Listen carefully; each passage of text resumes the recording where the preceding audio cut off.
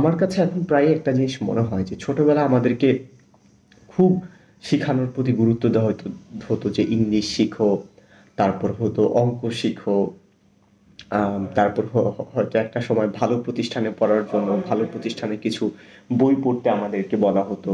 কেউ হয়তো ক্যাডেটে পড়ার জন্য ক্যাডেটের বই, কেউ হয়তো এখন যারা টেনে পড়ে তারা হয়তো ভিকারুননিসা, হোলি ক্রস বা নর্ডেমে পড়ার জন্য ওইখানকার প্রতিষ্ঠানের বই। মানে সারাটা জীবন আমাদেরকে একটা প্রেশারের মধ্যে রাখা হইতো যে এটা পড়ো, কিছু না কিছু পড়ো, এটা শিখো, এটা শিখো।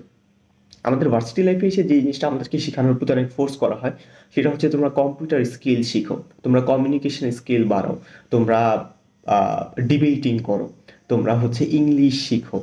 তো মানে সারাটা জীবনই মানে বিভিন্ন ধরনের জিনিস স্কিল বা স্কিল হোক, পড়ালেখা হোক, বিভিন্ন জিনিস শেখার প্রতি প্রচুর আমাদেরকে ফোকাস করা হয়। কিন্তু আমি যে জিনিসগুলো এখন শিখতে পারলে আমার কাছে ভালো লাগে, এর মধ্যে একটা হচ্ছে বই পড়া। তো আমি চেষ্টা করি যে একটু একটু করে বই পড়ার। তো বই পড়ার জন্য আসলে এটা যে কোনো সময় শেখা যায়, পড়া যায়। তো এটার জন্য ছোট বা বড় হওয়া লাগে না। আমি প্রায় আফসোস করি যে আমি স্কুল লাইফ থেকে যদি এই বইগুলো পড়তাম তাহলে খুব ভালো হইতো আর কি আমার জন্য। বইগুলো যে কোনো বয়সে আসলে পড়া যায়, কিন্তু মানে সমস্যা হচ্ছে মানে এই বই পড়ার জন্য আমাদেরকে কখনো ফোর্স করা হয় না। আমাদেরকে ফোর্স করা হয় এই মাত্র, বাই দ্য ওয়ে ক্যামেরাটা হয়ে গেছে, এই মাত্র হচ্ছে আমি অ্যাকাউন্টিং পড়তে বসবো, এই যে বিরক্ত। আমি লাইফে খুব একটা বাজে একটা সময়ে আছি। এই সময়টা হচ্ছে অনেকেই ফেস করবে যারা ভার্সিটিতে উঠবে। কারণ ভার্সিটিতে প্রথমে ওঠার সময় সবাই চায় যে ভাই আমি কোনো রকম বুয়েট মেডিকেল বা ঢাকা ভার্সিটিতে আমি চান্স পাই কোনোভাবে। তো তারপর যখন ভালো একটা ইউনিভার্সিটিতে চান্স পায় তখন যে সমস্যাটা হয়, তখন সবাই বড় একটা ধাক্কা খায়। ধাক্কাগুলোর মধ্যে একটা হচ্ছে ভালো ইউনিভার্সিটিতে পড়ি, ভালো সাবজেক্টে পড়ি, যেমন আমি জাহাঙ্গীরনগর পড়ি, আমি অ্যাকাউন্টিংয়ে পড়ি, ভালো ইউনিভার্সিটি, ভালো সাবজেক্ট। কিন্তু সমস্যাটা হয়েছে যে এই সাবজেক্ট আমার পছন্দ না। অনেক ছেলে মেয়ে ইঞ্জিনিয়ারিং হয়তো পড়বে, পরবর্তীতে সে বুঝতে পারে যে এই প্রফেশনটা তার তার না। তো তার তো ট্যাগটা ভালো ভালো লাগে যে সে ইঞ্জিনিয়ার হবে বা মেডিকেলে পড়বে। সো মেডিকেলের পড়ালেখাটা একদমই ইন্টারেস্টিং না অধিকাংশের জন্য, সবার জন্যই।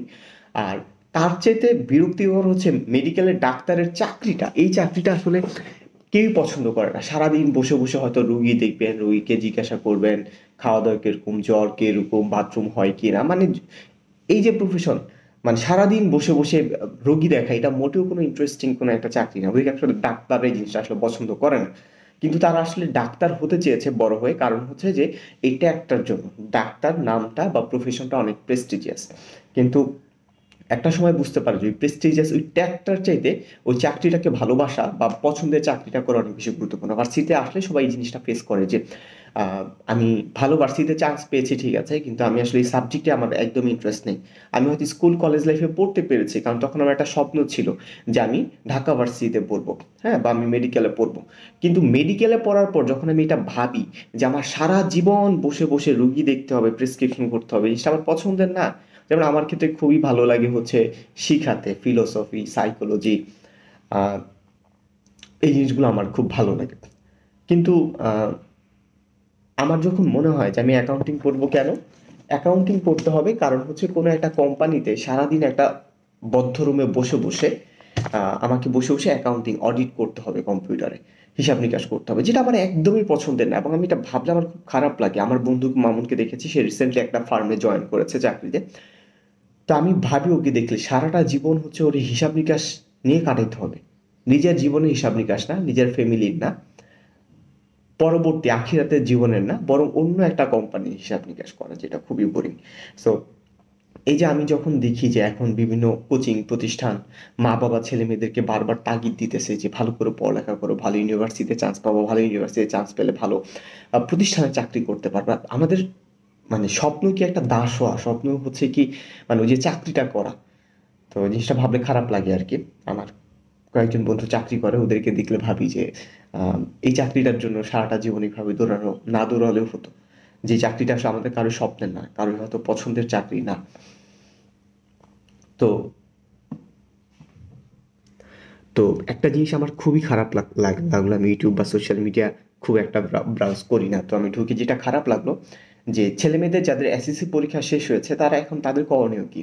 তাদের করণীয় হচ্ছে তারা এখন এই কয়েকটা মাস একটু রিল্যাক্স করবে, সময় কাটাবে। অনেকেই পাগল হয়ে গেছে যে ইন্টারমিডিয়েটের তো সিলেবাস অনেক বড়, ভয় দেখানো হয়। ইন্টারমিডিয়েট সিলেবাস বড় কারণ হচ্ছে তুমি আমার কাছে প্রাইভেট পড়ো। ইন্টারমিডিয়েটটা খুব কঠিন একটা লেখা, আমাদেরকে সবসময় ভয় দেখাইছে। আমরা যখন জেএসসি-তে ছিলাম তখন এসএসসি ভয় দেখানো হয়েছে। ও যখন ফোরে ছিলাম তখন আমাদের পিএসসি পরীক্ষা ছিল, তখন আমাদেরকে পিএসসির ভয় দেখানো হয়েছে। জেএসসি সেভেনে পড়ার সময় জেএসসি, তারপর হচ্ছে ইন্টার অনেক কঠিন, ক্লাস 8 থেকে ইন্টার কঠিন, মানে সবসময় একটা ভয়। তো এখন যে ভয়টা দেখানো হইতেছে সেটা হচ্ছে যে এসএসসির পড়ালেখা থেকে ইন্টারের পড়ালেখা অনেক কঠিন। তারপর হচ্ছে ইন্টারে আমাদেরকে ভয় দেখানো হবে যে ভার্সিটি ইন্টার পড়ালেখা কিছুই না, ভার্সিটি অ্যাডমিশনের পড়ালেখা অনেক কঠিন। তো এইভাবে মানে আমাদেরকে সবসময় ভয় দেখায়। আমি জানি না এই ভয় দেখালে আসলে স্টুডেন্টদের ভালো হয় কিনা।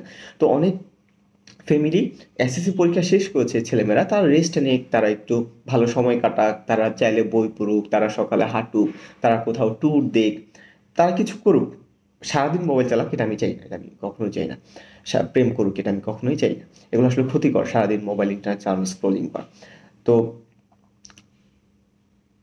এখন মানে বিভিন্ন কোচিং সেন্টারগুলো যেটা চেষ্টা করতেছে, বা বড় ভাইয়ারা, যে কোনোভাবে তাদের মাথায় পড়ার ভূতটা যদি চাপায় দেওয়া যায় তাহলে তাদেরকে আবারও মানে কোচিং এর আরেকটা ব্যাচ পেয়ে গেল, এই ব্যাচদেরকে আবার মানে ইন্টারমিডিয়েটের পড়ার জন্য তাদেরকে 1 মাস। আমার সেম ঘটনাটা ঘটছে আমার সাথে।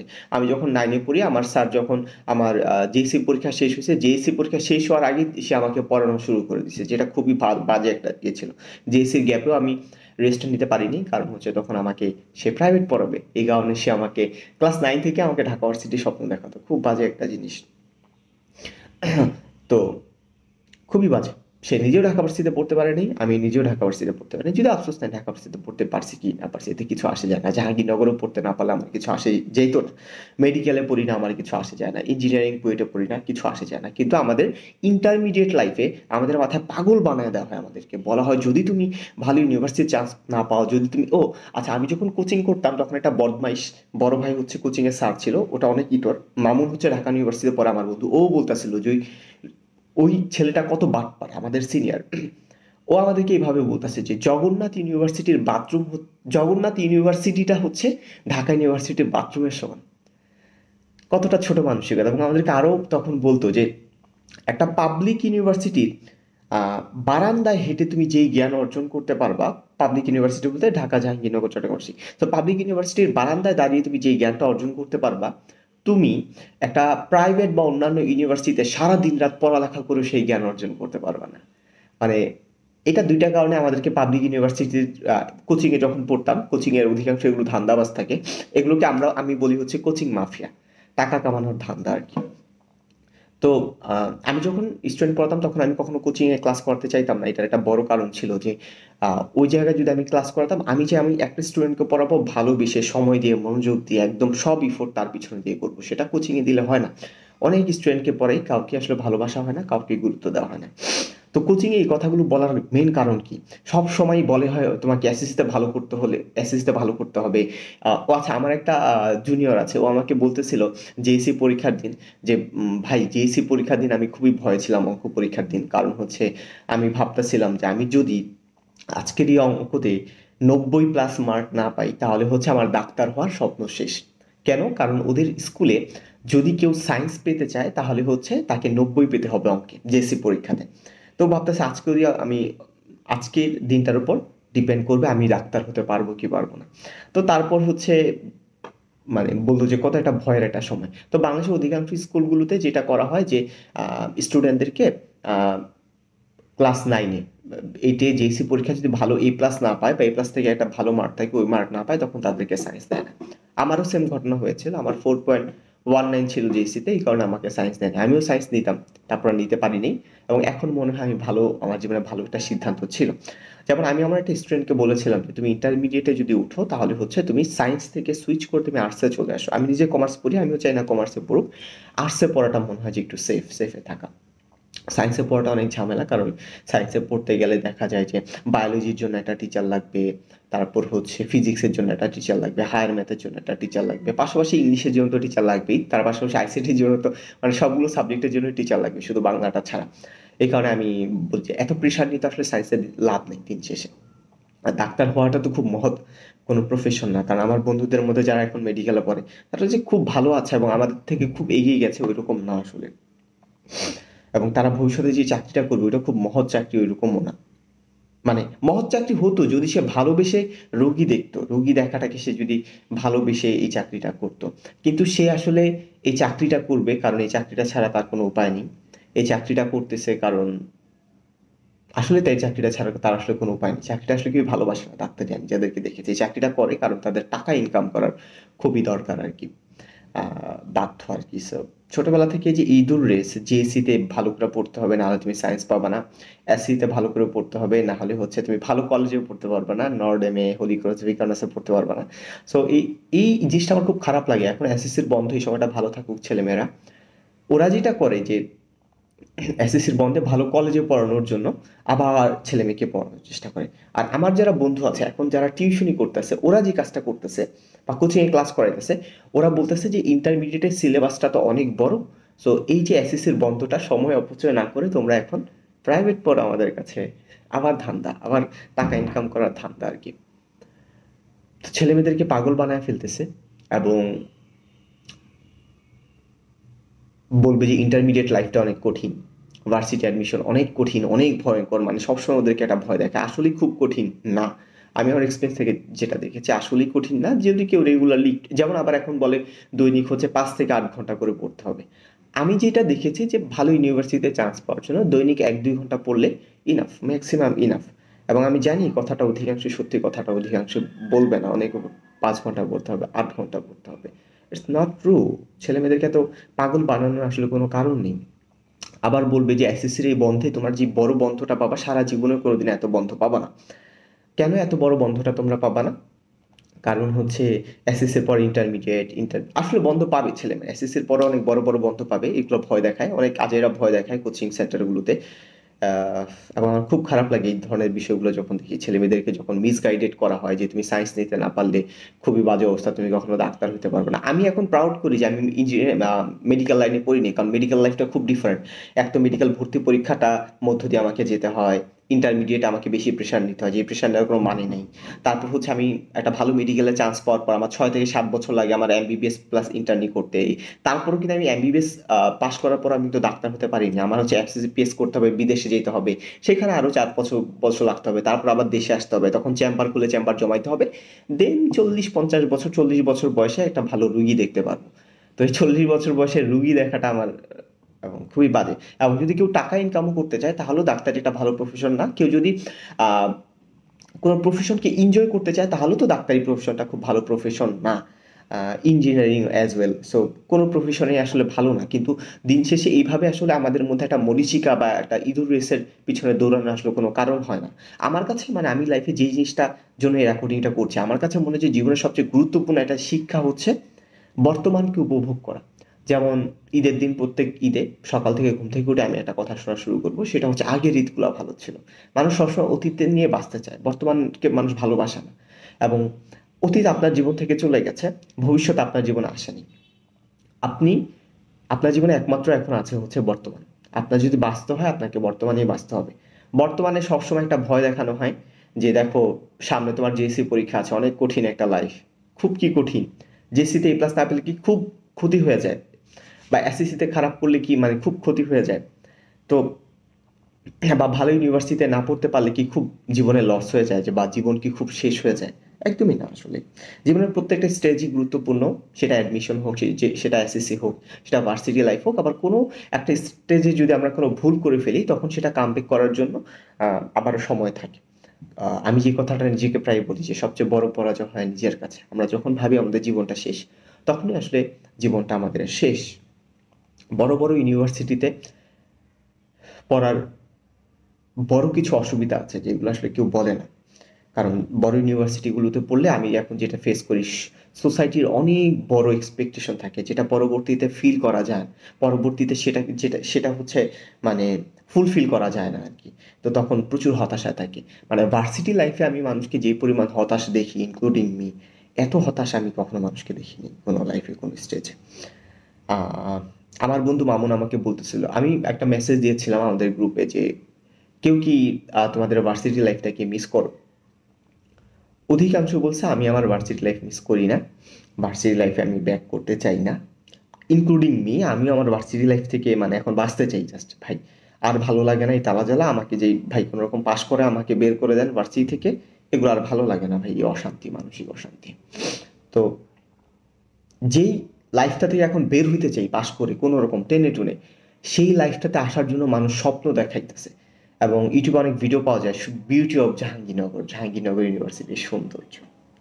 আপনার মনে যদি শান্তি না থাকে, দেন আপনি আসলে এত সুন্দর ক্যাম্পাস দিয়ে আপনি কি করবেন? আমার ক্ষেত্রে যেটা হয়, আমি আমি খালি এখন বাসায় যেতে চাই, আমি ক্যাম্পাস আমার দম আটকায় আটকায় আসে আমার। তো আমি কিছু সময় পেলে আমি খালি বাসায় যেতে চাই, বাসায় যেতে চাই, আমার ভালো লাগে না ক্যাম্পাসে, অনেক অশান্তি, অনেক। এগুলো বলতে গেলে আরো 1 ঘন্টা আমার সময় লাগবে আর কি। সো এই কথাগুলো কেউ বলে না, আমি এই জিনিসটা বুঝি না যে কোচিংয়ে যারা পড়ায় ওরা জানে যে ভার্সিটি লাইফটা হার্ড, ভার্সিটি লাইফটাতে অনেক ঝামেলা, অনেক পেইন থাকে, তারপরও কেন ভার্সিটিতে মানে উঠার জন্য স্বপ্ন দেখানো হয় যে তোমরা ভালো করে পড়ালেখা করলে জাহাঙ্গীরনগরে পড়তে পারবা। আমি ওদেরকে জিজ্ঞাসা করলাম, আমরা নিজেরা কি মানে খুব সুখে আছি? ওরা তো এখন ভালো আছে, স্কুলে আছে, কলেজে আছে, তো ওদেরকে এই মরীচিকার পিছনে কেন দৌড়ানো শিখানো হয়? এটা একটা কারণ, ওরা চায় যে স্টুডেন্টদেরকে, একটা কারণ আমাদের বাবা মারা বলে সবসময় ভালো করে পড়ালেখা করতে, এটা একটা ভালো কারণ। আমরা যদি পড়ালেখা না করি তখন আমরা কি করবো? আমরা মোবাইল চালাবো, সময় নষ্ট করবো, আজে বাজে ছেলেদের পিছনে, উম, ছেলে মেয়েদের পিছনে মিশবো, প্রেম করবো, কার্টুন দেখবো, মানে সময় নষ্ট হবে আর কি, এটা একটা কারণ। আমরা যদি পড়ালেখায় থাকি তখন এটা ডিসিপ্লিনে থাকলাম, খারাপ জিনিস থেকে আমরা দূরে থাকলাম, এটা একটা ভালো কারণ যে সবসময় পড়ালেখা করতে বলা বলা আর আরেকটা হচ্ছে, অনেকে ভালো করে পড়ালেখা করতে বলে কারণ হচ্ছে তারা আসলে ফিউচার সম্পর্কে জানে না। তারা আহ যে কারণে ভালো করে পড়ালেখা করতে পারলে, ভালো ইউনিভার্সিটিতে পড়তে পারলে তুমি ভালো থাকবা, যেটা আসলে রং। প্রথমটা ঠিক আছে, ভালো করে পড়ালেখা করলে ওই সময়টা আসলে নষ্ট হবে না, আজে বাজে ছেলে মেয়েদের পিছনে মিশে আমরা খারাপ হয়ে যাওয়ার প্রবণতা থাকবো না। আর ভালো একটা ইউনিভার্সিটিতে বাবা মারা কেন এত ফোর্স করে পড়তে, এতে করে তারা প্রাউড করতে পারে যে আমার ছেলে মেয়ে ভালো ইউনিভার্সিটিতে পড়ে, ঢাকা ইউনিভার্সিটিতে পড়ে, আহ রুয়েটে পড়ে, কুয়েট চুয়েটে পড়ে, ভালোই মেডিকেলে পড়ে। এতে তারা প্রাউড করতে পারলে তাদের উপকারিতা হয়, তারা বাবা মা হিসাবে সার্থক একটা ফিল পায়। অনেক সময় বাবা মারা আমাদেরকে অনেক মানে ফোর্স করে বা আমাদেরকে বারবার বলে ভালো ভালো ইউনিভার্সিটিতে পড়তে। অনেক ক্ষেত্রে বাবা মারা আসলে নিজেরা আসলে এই ইউনিভার্সিটিগুলোতে পড়তে পারে নাই, তো তো তাদের কাছে এই জিনিসগুলোকে অনেক বড় মনে হয়, যেহেতু তারা, মানুষ যে জিনিসটাকে রিচ করতে পারে না সেই জিনিসটাকে তার জীবনের জন্য অনেক দামি একটা স্টেজ মনে হয়। এবং আমাদের বাবা মারা যদি ইউনিভার্সিটির টিচার হতো, পিএইচডি করা ইয়ে হতো, মানুষ হতো, প্রফেসর হতো, তাহলে তারা বুঝতো যে ভালো ইউনিভার্সিটিতে না পড়তে পারলে খুব একটা ক্ষতি হয়ে যায় না। তো একটা কারণ, তারা তারা তারা এই জায়গায় রিচ করতে পারেনি, তাই তাদের কাছে এটাকে অনেক বড় মনে হয়। দ্বিতীয় কারণটা হচ্ছে যে বাবা মারা না মানুষের কাছে প্রাউড করতে চায় ছেলে মেয়েকে নিয়ে, যে আমার ছেলে মেয়ে ভালো ইউনিভার্সিটিতে পড়ে, ভালো কোম্পানিতে জব করে, আমার ছেলে মেয়ে ডাক্তার, আমার ছেলে মেয়ে ইঞ্জিনিয়ার, বিসিএস করা। এটা বলতে পারলে তারা একটা সার্থক ফিলিং পায়। সার্থক ফিলিংটা হচ্ছে আমি একটা ইউনিভার্সিটি, আমি একটা পরীক্ষাতে খুব মানে খুব ভালো প্রিপারেশন নিলাম, প্রিপারেশন নিয়ে যদি আমার পরীক্ষাটা খারাপ হয় তখন আমার নিজের প্রিপারেশনটাকে ওর্থলেস মনে হয়, ফেইলার একটা প্রিপারেশন মনে হয়। তো সেই জায়গাতে আমি যদি একটা ভালো প্রিপারেশন নিয়ে ভালো পরীক্ষা দিতে পারি, তখন কিন্তু মানুষ মানুষ মনে করে যে ও আচ্ছা অনেক পড়ালেখা করেছে এই ছেলে, একটা ভালো জায়গায় পৌঁছেছে, তার মানে অনেক পড়ালেখা করেছে। কিন্তু আমি যদি ভালো পড়ালেখা করে ভালো একটা জায়গায় চান্স না পাই, ভালো একটা চাকরি না পাই, তখন দেখা যায় যে মানুষ আমার চেষ্টার কোনো মূল্য দেয় না। সেম একইভাবে বাবা মারা, প্রত্যেক বাবা মারাই তার ছেলে মেয়েদেরকে অনেক ভালোবাসে, তাদের পিছনে অনেক টাকা ইনভেস্ট করে, অনেক সময় ইনভেস্ট করে, অনেক যত্ন করে, কেয়ার করে। সো এত কিছু করার পর তার ছেলে মেয়ে যখন ভালো একটা প্রতিষ্ঠানে না পড়ে, তখন মানে বাবা মারা একটা ফিলিং পায় যে আমি মনে হয় আমার ছেলে মেয়ের জন্য ইনাফ কিছু করিনি, তার পিছনে হয়তো ইফোর্ট দিইনি। তো ছেলেমেয়েরা ভালো একটা প্রতিষ্ঠানে পড়লে তারা একটা সাকসেসফুল একটা ফিলিং পায়, আমার ছেলে মেয়ের পিছনে আমি অনেক ইফোর্ট দিয়েছি এবং এটা সাকসেস আর কি। সো এই এই বাবা মানে ছেলে মেয়ে যখন খারাপ কিছু করে বা কিছু করতে পারে না, তখন বাবা মার কাছে অনেক সময় মনে হয় যে আমরা ছেলে মেয়ের জন্য কিছু করতে পারিনি, আমরা হয়তো আমরা এই কারণে আমার ছেলে মেয়ে ভালো জায়গায় যেতে পারেনি। তো সোসাইটিতে যখন বাবা মা বলে যে আমার ছেলে হচ্ছে, আমার আম্মা যেমন প্রাউড করে জাহাঙ্গীরনগর ইউনিভার্সিটিতে পড়ে ছেলে, তো ছেলে, বাবা মা যখন এটা বলে তখন অনেক অন্য আন্টিরা তারা মানে তাদের কাছে আম্মা একটা ভালো ফিলিং পায়, একটা সাকসেসফুল মাম্মি হিসাবে তারা একটা ট্যাগ পায়। এবং মানুষ মনে করে যে আম্মাও ফিল পায় যে আমার ছেলে মেয়ের জন্য আমি অনেক করেছি, এই কারণে আমার ছেলে মেয়ে একটা ভালো প্রতিষ্ঠানে পড়ে, ভালো একটা চাকরি করে। কিন্তু যদি ভালো কিছু করতে না পারে, ভালো প্রতিষ্ঠানে পড়তে না পারে, ভালো চাকরি করতে না পারে, তখন দেখা যায় যে বাবা মারা না ওই ফিলিংটা আসলে পায় না। বাবা মারা মনে করে আমার ছেলে মেয়ের জন্য আমি ইনাফ কিছু করিনি, আমি ফেলার, আমার ছেলে মেয়ে ফেলার, সুতরাং আমি ফেলার। অনেক ক্ষেত্রে এটা হয় না, অনেক ক্ষেত্রে বাবা মারা, সব বাবা মারাই তো ছেলে মেয়ের জন্য অনেক কিছু করে, তো ছেলেমেয়েরা অনেক ক্ষেত্রে আহ বাবা মার ওই এক্সপেকটেশনটা ফুলফিল করতে পারে, এই কারণে বাবা মারা আমাদেরকে বলে। কিন্তু আমার প্রবলেম ওইটা না, আমার প্রবলেমটা হচ্ছে যে এই যে সোশ্যাল মিডিয়াতে, ইউটিউবে বা কোচিং সেন্টারগুলোতে ছেলে মেয়েদেরকে একটা সেকেন্ড রেস্ট দিতে দেয় না, সব সময় তাদেরকে এখন তো অনলাইন কোর্স বাণিজ্য চলতেছে, অনলাইনে বিভিন্ন কোর্স করায়, কোর্স কেনায়। সো আবার কোচিং সেন্টারগুলোতে বলে তুমি এই ইউনিভার্সিটিতে পড়ো, তুমি মেডিকেলে পড়ো, এখানে পড়তে পারলে মানুষ তোমাকে অনেক দাম দিবে, অনেক পাত্তা পাবে। আবার অনেক ক্ষেত্রে দেখা যায় যে বলা হয় যে তুমি ভালো ইউনিভার্সিটিতে যদি পড়তে পারো তাহলে তুমি প্রেমিকা পাবো, অনেক ভালো ভালো প্রেমিকা পাবো। এটা একটা মিথ্যা কথা। ভালো ইউনিভার্সিটিতে পড়লে ভালো প্রেমিকা আপনি পাবেন না, কারণ আপনি স্ট্যান্ডার্ডটা তখন হাই হয়ে যাবে। আর ভালো প্রতিষ্ঠান দেখে যদি কোনো মেয়ে আপনার কাছে আসে তাহলে সেই মেয়েটা অবশ্যই লোভী, ভালো একটা মেয়ে না। আপনাকে যে ভালোবাসবে আপনার ব্যক্তিত্ব, পার্সোনালিটি দেখে আপনাকে ভালোবাসবে। সো কোচিং সেন্টারগুলোতে এই জিনিসটা বলে ভালো ইউনিভার্সিটিতে পড়তে পারলে অনেক ভালো প্রেমিকা পাবা। তো আমি জিনিসটা প্রায় ভাবি যে ভার্সিটি, আজকে সকালে ভাবতেছিলাম যে ভার্সিটি লাইফে যে মানুষের জীবন যে কতটা অসহায় হয়, এই ছেলে এই মেয়েগুলোকে যদি আমি দেখাইতে পারতাম আমার কিছু বন্ধুদেরকে, তাহলে মানুষ ভার্সিটি লাইফে একটা রিয়াল মানে ফেস পেত। কারণ হচ্ছে সোশ্যাল মিডিয়াতে সার্চ করলে ভার্সিটি লাইফ সম্পর্কে একটা ইলিউশন পায়, একটা হচ্ছে মানে একটা ফ্যান্টাসি, মানে কি যেন একটা ভার্সিটি লাইফ এটা পায়। এবং আজকে আমি কথাগুলো বলতে পারতেছি ভার্সিটি লাইফ সম্পর্কে, কারণ হচ্ছে যে এই ভিডিওগুলো আমি পাবলিকলি শেয়ার করতে পারবো না, কারণ পাবলিকলি যদি বলতে চাই আমি বলতে পারতাম না, আমি জানি কথাগুলো আমি কখনোই বলতে পারতাম না। সো কেউ ভিডিওগুলো দেখবে না দেখে আমি কথাগুলো বলতে পারতেছি, মনের কথা। এই সত্যি কথাগুলো অনেকে আসলে বলতে পারে না। আমি যে কারণে রেকর্ডিংটা করা, যে আমি মানুষকে আসলে চাই আমি যদি ভবিষ্যতে কাউকে কোনো কিছু শিখাই তাহলে একটা জিনিস শিখাবো, সেটা হচ্ছে বাঁচতে শিখাবো। এই মরীচিকার পিছনে দৌড়াতে শিখাবো না। ভালো ইউনিভার্সিটিতে পড়ো, ভালো ভার্সিটিতে পড়ো, A+ পাও, গোল্ডেন পাও, তারপর হচ্ছে ভালো একটা চাকরি পাও, এটা একটা ইঁদুর রেস। এখানে দৌড়ানোর আসলে কোনো কারণ নেই, এই দৌড়ও কখনো শেষ হয় না। এটা খুব বাজে একটা দৌড়। আমি কাউকে যদি শিখাই তখন বাঁচতে শেখাবো। আমি আমার স্টুডেন্টকে যত স্টুডেন্টদেরকে পড়িয়েছি আমি কাউকে কোনোদিনও বলি নেই যে আমি হচ্ছে জাহাঙ্গীরনগর বিশ্ববিদ্যালয়ে পড়ি, জাহাঙ্গীরনগর ইউনিভার্সিটি পড়তে হলে অনেক মেধা লাগে, এখানে চান্স পাওয়াটা অনেক কঠিন, এখানে এইটা সেটা অনেক কিছু, আমি আমার পজিশন আসছে এত খুব ভালো টপ লিস্ট পজিশন করেছি, এটা কখনোই বলি না। কারণ আমি এই স্বপ্ন কাউকে দেখাতে পছন্দ করি না। একটা স্টুডেন্ট জাহাঙ্গীরনগরে পড়লেও তার লাইফ ভালো, না পড়লেও ভালো, কিন্তু মানুষের লাইফটা ক্ষতি হয় তখন যখন সে আজে বাজে সময় নষ্ট করবে, হয়তো মোবাইলে সময় দিবে, মেয়েদের পিছনে সময় নষ্ট করবে, বাজে ছেলে মেয়েদের সাথে মিশবে। সো তখন তার তার আসলে লাইফটা আসলে নষ্ট হবে। তার লাইফ কোনো ভালো প্রতিষ্ঠানে পড়তে না পারলে তার জীবন কখন ধ্বংস হয়ে যাবে না। ভার্সিটিতে এসে আমি জিনিসটা আমি শিখলাম যে ভার্সিটিতে যারা উচ্চশিক্ষার জন্য এসেছে যে সকল ছেলেমেয়েরা, তাদের আসলে নিম্ন শিক্ষার খুবই অভাব। তারা আসলে সুন্দর করে কথা বলতে পারে না, তারা প্রচণ্ড সেলফিশ। আমি আমার জীবনে সবচেয়ে ভালো যেই মানুষকে দেখছি, মানে খুবই উদার, নাহিদকে দেখছি। নাহিদ ইন্টার পাস, নাহিদ এখনও ভার্সিটি কন্টিনিউ করতে পারেনি, খুবই ভালো একটা ছেলে নাহিদ। এবং আমি আমার বেস্ট ফ্রেন্ড হিসাবে যদি বলি নাহিদকে আমি বলবো, যদি ওর সাথে কথাবার্তা আমার মিলে না, চিন্তা চেতনা, আমাদের কাজ মিলে না, অনেক কিছু মিলে না, বাট আমার ওকে খুবই ভালো একটা বন্ধু হিসাবে মনে হয়, বিপদের বন্ধু। ও আমাকে যখন কোনো কিছু করতে বলে আমার মনে হয় যে আমি কখনো ব্যস্ততা দেখাবো এরকম আমি কখনো পারবো না। যত ব্যস্ততাও করুক তার মাঝে সময় বের করে আমি ওকে দেওয়ার চেষ্টা করবো। আর একটা আমার ভালো বন্ধু সেটা হচ্ছে শিপন, মানে আমার বড় ভাইয়ের বন্ধু। এত উদার, এত সহজ সরল একটা মানুষ হতে পারবে, একটা তেলের পাম্পে চাকরি করে। ভার্সিটিতে সেই জিনিসটা আমি মিস করি যে ওরা তো কখনো ভার্সিটিতে পড়েনি। তো ভার্সিটিতে সেই জিনিসটা আমি শিখেছি যে ভালো মানুষ হওয়ার জন্য বা উদার নিঃস্বার্থ মানুষ হওয়ার জন্য আসলে ভার্সিটিতে পড়াটা আসলে জরুরি না। এটা যে কোনো জায়গা থেকে মানুষ মানে ভালো মানুষ হতে পারে, উদার হতে পারে, হতে পারে। এবং ভার্সিটিতে একটা জিনিস শিখেছি, আমাদেরকে বারবার বলে না সাকসেসফুল হও, সাকসেসফুল হও। ভার্সিটির কিছুদিন আগে আমি একটা লেখা লিখেছিলাম যে আমি একদিন, লেখাটা ছিল এরকম যে আমি একটা বড় স্টেজে দাঁড়িয়ে একদিন বলবো আপনার মতো সফল মানুষ যেন কেউ আর কখনো না হয়। এটা আমি আমার ভার্সিটির একটা স্যারকে টার্গেট করে বলেছিলাম। তো আমি ভার্সিটিতে এসে একটা বড় ধাক্কা খেয়েছিলাম, কারণ আমি সবসময় সাকসেসফুল হতে চেতাম, অনেক বড় কিছু করতে চেতাম। দেখুন ভার্সিটির স্যারদেরকে আমি দেখলাম, তখন আমার কাছে মনে হইলো যে এই লোকগুলো কি আসলেই সাকসেসফুল? এই লোকগুলো ভালো করে আমাদেরকে পড়ায় না, এই লোকগুলো ভালো করে ক্লাস করায় না, এই লোকগুলো পরীক্ষার খাতাও দেখে না, খাতা না দেখেই নাম্বার দিয়ে দেয়। এদের ব্যবহার খুব ভালো না, এরা মানুষ হিসাবেও খুব একটা সুবিধার না, কিন্তু এরা সমাজের কাছে অনেক সাকসেসফুল।